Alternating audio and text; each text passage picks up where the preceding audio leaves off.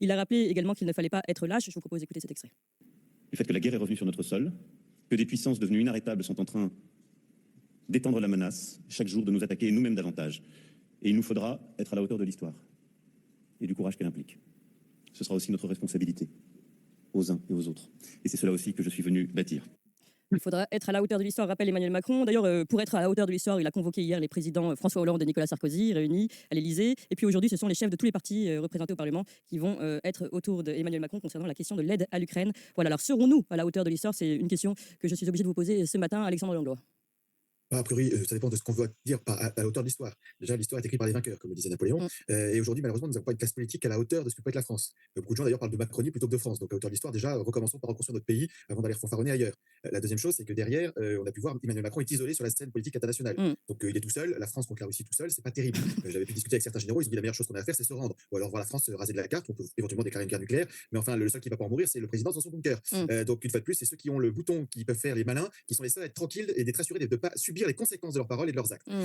Donc il y avait quelque chose que je m'amusais à regarder, c'est qu'il y a quelques années, on a demandé une expertise psychiatrique à Marine Le Pen, une expertise psychiatrique à Jean-Luc Mélenchon. Il serait peut-être temps d'en faire une à notre président, parce qu'il y a un moment, il dirige la France, lui, il a des responsabilités, il engage beaucoup de choses. Il serait temps qu'il se remette à gérer un périmètre et qu'on soit sûr de sa lucidité, j'allais dire. Mais ça, c'est une bonne question d'ailleurs, juste là-dessus, Alexandre Langlois. Est-ce qu'on peut imposer, est-ce que par exemple les parlementaires ou est-ce qu'une pétition peut réussir, citoyenne peut réussir à imposer une expertise psychiatrique au président? Non, a priori non. Après, Régis sera peut-être plus calé, mais comme ça, je vois pas de textes qui peuvent l'obliger. Les pétitions citoyennes, on sait bien ce qu'on fait le pouvoir en place, il les jette à la poubelle. C'est-à-dire qu'ils disent finalement, même quand il y a des pétitions, ils ont mis en place un système de pétitions à l'Assemblée nationale pour dire vous avez le droit de faire les pétitions, si attend de signature, on va peut-être en débattre au bureau de l'Assemblée nationale. Et les signatures qui commencent à leur faire peur, en général, il y a eu ça par exemple pour un débat sur les braves, c'est-à-dire que c'était même pas pour autoriser ou interdire, c'était juste ouvrir un débat sur le sujet. Ils avaient dit bah non, en fait, le mieux c'est qu'on n'en discute pas et qu'on n'atteigne pas les signatures, du coup poubelle. Donc en fait, les pétitions ne valent rien. Et l'autre chose, par contre, derrière où les parlementaires peuvent agir, c'est qu'Emmanuel Macron prend beaucoup de décisions tout seul et que, normalement, c'est aux représentants, enfin ceux qui sont censés nous représenter, qui devraient pouvoir interagir sur certains sujets, notamment dire qu'on va faire des partenariats avec l'Ukraine, dire qu'on va faire plein de choses comme ça. Et là, il y a personne qui se bouge. C'est-à-dire qu'on a des gens qui nous disent on va y aller, il faut faire plein de choses. Et en dehors de se rassembler dans des grands colloques en congrès pour voter des choses et inventer le fil à couper de beurre une nouvelle fois, il y a personne sur les sujets graves qui vont engager la population française au quotidien, voire les enfants des Français, que Emmanuel Macron n'a pas, je rappelle. Donc évidemment, les générations futures, c'est pas vraiment son problème. Donc voilà, donc pour le moment, moi, je suis plutôt très inquiet. Et la hauteur de la France, ce serait plutôt de revenir au général de Gaulle. Je rappelle à l'époque, il disait l'Europe est de l'Atlantique à l'Oural. Et il y avait une position à l'époque, c'était l'URSS. Donc on était loin de Poutine, on était sur quelque chose d'incroyablement plus complexe. Il était sur une vision géopolitique. Je rappelle aussi également que la Chine, c'est le premier qui a déclaré avec Mao, va avoir des liens. Il faut parler avec tout le monde. Donc en fait, il y a des choses très fortes. Ça, c'est la France, la grandeur de la France, la diplomatie française. Je rappelle que Macron ne parle même plus en français alors que c'est la langue diplomatique traditionnelle normalement. Donc en fait, on est en dessous de tout. Donc on est un petit chef battant-guerre qui essaie de faire peur aux Français, mais qui fait peur à personne d'autre. À la hauteur de l'histoire, c'est la façon, je pense, dont on va dégager Macron qui sera la hauteur de l'histoire de la France. Eh bien, ça c'est une situation un peu ridicule. Mais il est une situation un peu ridicule parce qu'il a un président ridicule. On a une vraie difficulté depuis 2017 avec l'arrivée de cet inconnu qui a été installé à l'Élysée par un coup d'État, moi je suis désolé, médiatique, financier et judiciaire. Et donc depuis, on se traîne ce boulet. Parce que c'est un boulet. Il est incompétent au plan politique. Il a d'autres défauts. Il a peut-être des intelligences, j'en ai pas vu beaucoup. Mais politiquement, il ne sait pas comment ça fonctionne. Or, la séquence là, qu'est-ce qui se passe? Essayons de s'expliquer. Ça relève probablement d'une psychologie malade, mais il a lancé sa déclaration disant on va aller là-bas, il y a une dynamique, il faut aller sur le terrain. Tout le monde s'est récrié, tous les partenaires ont dit non mais n'importe quoi, puis quoi encore. Ça montrait aussi l'état de division de l'Union européenne. Et ensuite, plutôt que d'intégrer cette donnée, plutôt que d'être raisonnable et politiquement intelligent, il persiste et signe, parce qu'il ne peut pas supporter ce qui est quand même un camouflet. Il ne pouvait pas le supporter, donc il a renchéri. Et ce qui est très intéressant, j'ai trouvé, c'est que dans un premier temps, ceux qui l'avaient soutenu, c'est-à-dire le Muppet Show, Luc Ferry et puis Cohn-Bendit, tout le monde a vu la séquence hallucinante récente, je crois que c'était sur LCI, on a eu Serge Julie, on a eu Kouchner qui sont venus. Oui, mais bon, Kouchner qu'on n'avait pas entendu depuis je ne sais pas combien de temps, puis de ce coup, il sort de ce placard. Du placard parce qu'il en fallait bien. Mais après, on a fait donner toute la garde. Ce sont les politiques, sa cour, et un certain nombre d'intellectuels hallucinés, je pense à Nicolas Tenzer, qui est complètement habité, et qui veulent absolument nous envoyer en guerre. Et on a une déclaration à Prague qui est invraisemblable. Alors naturellement, c'est toute l'argumentaire Munich. Je rappelle qu'à Munich, c'était une capitulation visant vis-à-vis d'Hitler, visant à le faire se tourner vers l'Union soviétique. Vis-à-vis d'Hitler, visant à le faire se tourner vers l'Union soviétique. Ce qui s'est produit un peu plus tard. La guerre est revenue sur notre sol. Ah pardon, où ça là, moi, dans mon village, on n'a pas vu, on ne sait pas.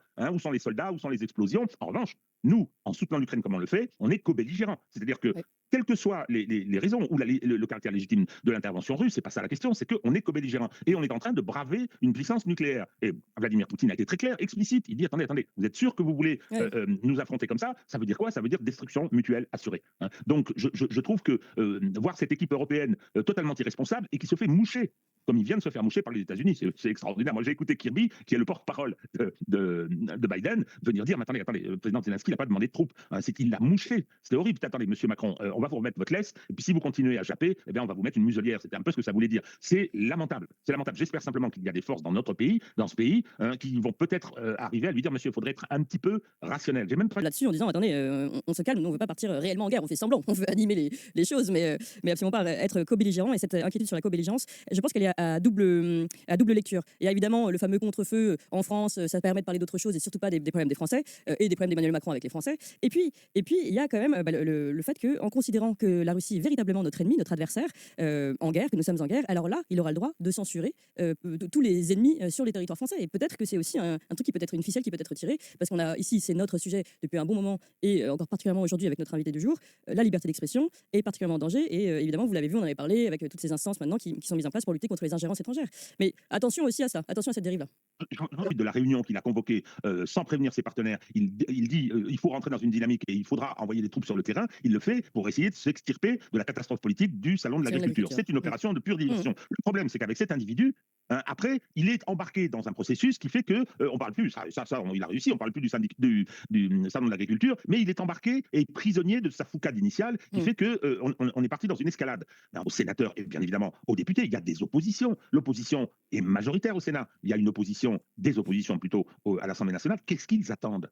Qu'est-ce qu'ils attendent? Ici, j'ai entendu effectivement, quand on est très faible à l'intérieur, on crée des ennemis de l'intérieur. Il faut créer une menace extérieure, créer des ennemis de l'intérieur pour purger. C'est la méthode stalinienne, la méthode nazie. Et je repense à quelque chose qui était le discours controversé de Vera Sharav justement à Nuremberg pour les commémorations de l'Holocauste. Elle avait dit l'Holocauste n'a pas commencé dans les chambres à gaz d'Auschwitz et de Treblinka. L'Holocauste a été précédé de 9 ans de restrictions progressives de libertés individuelles et de suspensions légaux et des droits civils. Et bon, ça, c'est moi qui le rajoute, par des gens qui ont été élus démocratiquement, avec tous les industriels, etc. Donc, rappelons-nous l'histoire, mais aussi toute l'histoire. C'est-à-dire qu'en France, on est en train de mettre petit à petit des gens qui sont du pouvoir, qui limitent les libertés. On se retrouve dans 1984, c'est bien, c'est 40 ans après le titre du livre et pas sa rédaction. Mais on est sur quelque chose d'assez grave. Il faudrait qu'on se dise que les choses arrivent progressivement. Et plutôt que de se dire, de voir tous les épouvantails et chiffons rouges qui nous tendent, de se dire, mais attendez, au quotidien, nous, ça va être l'enfer. Alors, allez, on va changer de sujet.